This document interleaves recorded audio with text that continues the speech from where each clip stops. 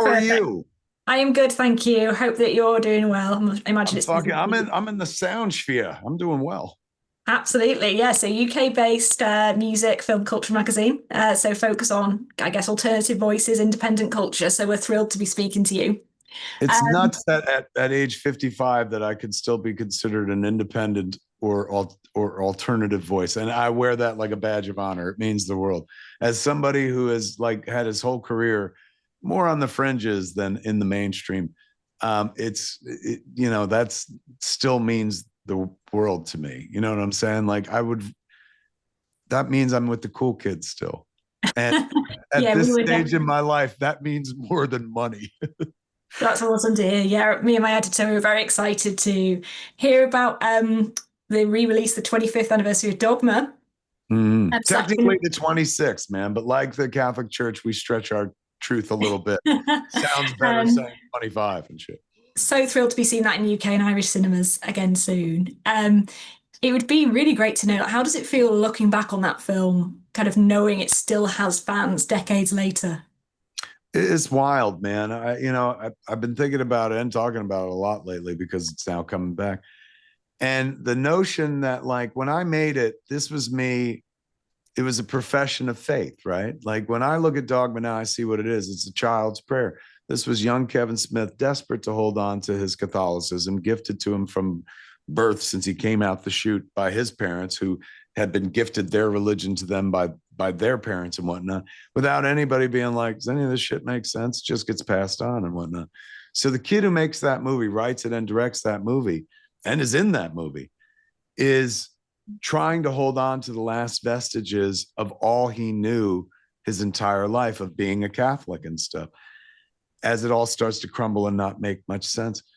So, you know how you hear about those stories where like a couple that's been together for years and they got kids and the kids grown up and then the marriage starts crumbling and they're like, well, let's save the marriage by having another kid. That's what Dogma is. Dogma was me trying to save my marriage to the Catholic Church. Well, let's have another kid. And so it's made by somebody desperate to hold on to everything he believed because it was a big part of who he was. It wasn't just like something he did on Sunday. He was Catholic. He was Christian. Jesus was real and he could take the wheel if you needed to. And all of this stuff that you read in the Bible wasn't Christian mythology. This was fact. It had all happened and stuff. Like I remember being disabused of the notion of, spoilers, kids, Santa Claus, 6 years old, and coming home to my parents crying, like, my friend said Santa Claus isn't real. And my parents sit me down and being like, Santa Claus isn't real. Like, it's just a beautiful lie that we tell kids all this time. And yes, one day you grow up and find out that's not the truth. And I asked, like, what about God? And my parents were like, well, God's real. Don't be stupid. So that person having to let go of that faith because he just, I hate to say grew up or whatever, it just didn't hit him the same way anymore or whatever. Yeah, Um, that's I where love that movie comes from. Sorry. And so now when I watch it, that's all I see is that kid desperately trying to hold on to his cosmology because it meant the world to him. I mean, who is he if he's not Catholic? And what he would fill it with instead was, oh, I'm a filmmaker, Kevin Smith. Oh, I'm a husband, Kevin Smith. Oh, I'm a father, Kevin Smith. And that big identity factor he'd spent so much of his life with carrying around. I went to Catholic schools. I was in a uniform for 8 years. I was an altar boy for 12 years. You don't make a movie like Dogma unless you were a fucking altar boy. Having to let all that go was like a process, man. And like I wish I could have held on to it.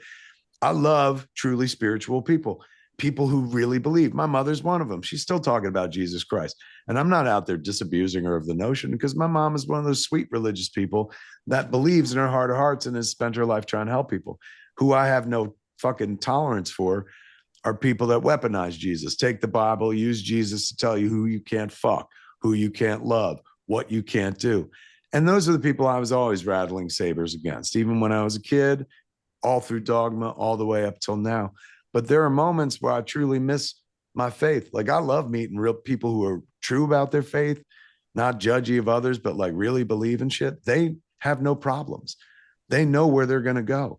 Like I wound up fucking getting committed to a nut house almost 3 years ago and shit. And that was because I lost my marbles. They've helped me find them again. Kids, if you ever find yourself slipping from the grasp of reality or needed mental health assistance, I don't care how old you are, race, creed, or color, or particularly gender, fucking do not hesitate to reach out for help. I did, and that's the only reason we're all having this conversation today. But I honestly believe I would not have wound up in the nut house if I still had my faith, because you have no problems when you believe. You can just, JC, take the wheel, man. And not having the ability to do that over the course of 10, 15 years led to me like fucking like, I'm alone. There is no help. We're all going to die. And I wound up in that place. So I miss my faith. When I watch Dogma, it reminds me of the kid that I was and how I believed in all of that wholeheartedly. And I don't know, maybe something will happen in life where it'll come back, but I doubt it. I love that it's such a raw personal story and kind of religion, satire, exploration. It's a pretty spicy mix. Do you think it's possible to make that kind of film today, especially kind of in the internet fuel culture, the algorithm, like with such a raw film that you made all those years ago? Do you think that's possible? I'll tell you, it is impossible to make this movie today. And not because I was so ahead of my time, is because nobody would bother in a 2-hour movie. They would turn it into an 8-hour streaming series. 6 of those hours would be fucking filler and useless. But you could do the same material. You just do it on a streamer. You just do it on TV. All the films that used to be independent and interesting, everything that built the indie film movement, they just grew up and became fucking series, man. Like when you sit down and watch your favorite Netflix or Amazon series, know that you're watching the grown-up version of an independent film. Like that's where independent film grew up and got to. People were like, oh, the audience can handle these stories. They can handle them from around the world. The audience will read. What is that if not art house programming? That's the dream we all had when we were kids. Kids who loved art house movies, that one day the world would embrace this shit. Some people very tribal about it, very garage band, like fucking, hey man, keep away. This is our thing. But I love a thing. I want to share it with the world. And I always wanted to share indie film, the most interesting voices, the most interesting thought-provoking stories you would never see in the mainstream. And they all still exist. They just do them now as streaming series over the course of 8 episodes. And then somebody likes it so much, they're like, can you do it again? They figure out how to do an unnecessary season 2 and stuff. So they're there. You could totally do Dogma in this day and age, but it would just be a streaming series probably at this point. Like you wouldn't spend all that money and gamble at the box office. I mean, shit, the box office as we know it barely exists anymore. We see signs of life, like when, K-pop Demon Hunters gets released in theaters and shit, and people could watch a Netflix show and pay money for it in the theater. And all the kids' movies, man, there's always life. Box office ain't dead yet. They just got to learn to make movies for the people who give a shit anymore. And those are kids. So you would take something like Dogma. I doubt you would make it for theaters. In fact, I'm working on a Dogma follow-up.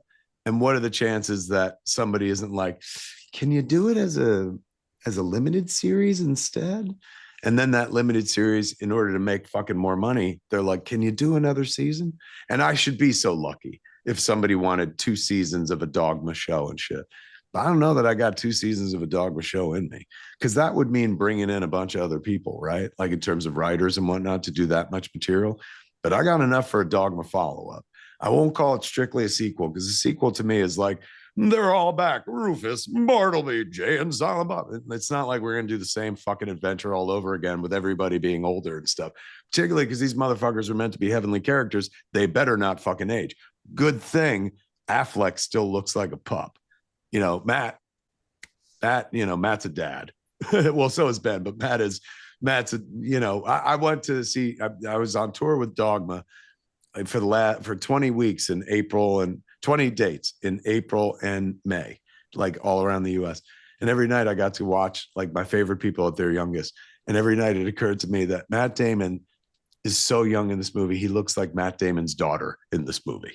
Like, now he's a grown up, but Affleck, man, still fucking has that youthful edge. You shave that beard off him and shit. He's still kind of young. He still could play Bartleby, a character who should not age because he's an angel and stuff.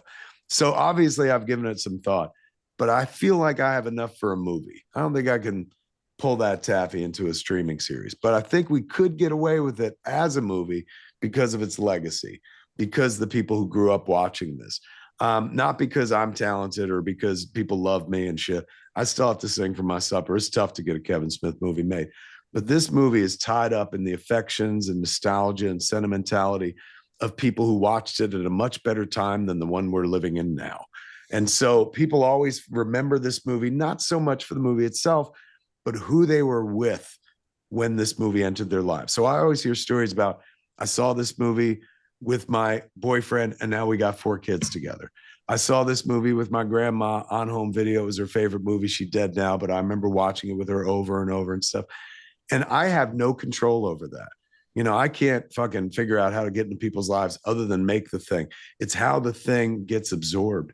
So if there's any Dogma sequel or any talk of Dogma, even now, like for the 25th anniversary, or even a potential sequel, or even a potential streaming series, that has everything to do with an audience that's kept it alive and given it enough currency this long that somebody might be interested in going like, I'll do that. And when we went to Cannes, we got to go back to Cannes with the movie in May. So it was like a victory lap because we went to Cannes with the movie in 99. So we got to go back 26 years later. There were all these people who were like, I'll pay for a sequel. So I feel relatively confident that we'll be able to get that movie made easier than getting most Kevin Smith movies made for the last 15 years have been. And I think that has everything to do with how the audience has kept that movie alive. Even when it went away for like 10 years, they couldn't buy this on home video. You had to buy an expensive, old DVD that Columbia TriStar put out. So yeah, it's to go about and answer the original question. You can do Dogma just as a series, but I'm going to try to do it as a movie. That'd be amazing to see that follow up. And what I love about your work is you work with these iconic actors like Affleck and Damon, but you're still an experimental director. So you cover like a range of genres, different types of films. And we're horror fans at Soundsphere. So we like films like Red State and the other work that you've done. Like what drew you to kind of horror? And what my first love, man. That was my first love. Before I ever thought about making like indie films. Indie film only hits my radar when I go see Slacker on my 21st birthday. Richard Linklater, technically my first indie film, but what I think of as indie film, but really like, Meatballs, the Bill Murray movie is the highest grossing Canadian film of all time at one point, independently made, then it picked up by a studio. Porky's, one of the most like highest grossing movies of the 80s, teen, sex movie. Also an independently financed movie. One of the most successful independent movies of all time. The Texas Chainsaw Massacre looms head and shoulders above most movies as one of the most successful independent films of all time. So before I was into what we all consider independent film, Quentin, Richard, Robert, that school of thought, Hal Hartley, I was into horror. Like I was a horror kid, man. I love fucking prosthetics. When I was a child, I wanted to be Tom Savini. If I could have got my hands on Tom Savini's book, Grand Illusions, and learn how to be a special effects guy, it might have been a whole different story. Problem is, I have no artistic talent. You've seen the movies. And I couldn't sculpt, and that's what you need to be in that field. But I loved horror so much. So horror was always my first love. I get into filmmaking with Clerks, and I make movies like that. And it takes me a while to get comfortable enough in the job where I'm like, maybe if I do something, they won't fucking kick me out. And so I get to make Red State, which to me is a true horror film. Like it's not traditionally horror. There's no guy in a mask running around, but like what is more horrifying than that? So I get my first attempt at it, but there's no rubber in that movie. So Tusk is my next attempt at it. And Tusk is a flat out rubber monster movie, just like the kind I was raised on and shit like that. And it's batshit crazy and weird and whatnot, body horror and fucking busted limbs and working with prosthetics and shit. So those movies were always in my heart. It was only a matter of time before I would get to them. And now I'm trying to, Yoga Hosers, I count that as well. Most people don't remember, but that counts as a horror movie. Little Bratzies running around trying to kill people. But the one that I was born to make, and we're almost there, it looks like we may get to it in 2026, is Moose Jaws, which is just Jaws, but with a moose instead of a shark. And it is a backdoor sequel to Tusk as well. So anyone who has had faith in Tusk all this time, their faith's going to be rewarded because Wallace is coming back. So I love horror. I always dreamed there'd be some world where I couldn't get to do what I do anymore, what I choose to do and self-express as a filmmaker. And I'd be lucky enough to be one of these filmmakers that, oh, I only get to make horror films now. But that doesn't even exist, man. Used to be when I was a kid, horror was the genre that like you were either coming up or coming down, and that's what you did. But now, fucking horror is like a premier genre. They've taken some hits this year, like Megan 2.0 didn't do as well as it could have. But like, as we saw from the Black Phone 2 just come out, horror is a dependable bellwether, genre, and never goes away. And people have figured that out and figured out that they can capitalize it and make money. So they bring in real talented people to make shit at this point. It ain't just like people on their way up or people on their way down. There are people at their apex who just practice horror, like Jordan Peele and whatnot. So I love the genre. As you could see, you fucking said the word, and I'm like, oh, it's a genre that has always meant something to me. And I think I've been, adept at comedy or whatnot as long as I have, because horror and comedy are pretty damn close. Hello. Hello. I didn't know this. You didn't know I was doing Dogma Press, did you? I did not. My wife strolled in. You're lucky you're not on camera, but I'll turn it. There she is. And your dog too. And my dogs as well. They've been very quiet during this whole thing. So God, where was I? It was a great point too. And I was about to bring it home. Fuck. Yeah. Just like the girl she's always been in my life. She comes in, disrupts, steals my heart, and just leaves the room. But yes, horror is for me. It's, if I was lucky, I would get to do it for the rest of my. Oh, I know what I was saying. Comedy and horror, man. The buttons in the audience very close. So the button you press to unnerve people is very close to the button you press to make people laugh and stuff. It's basically taking people out of whatever headspace they're in.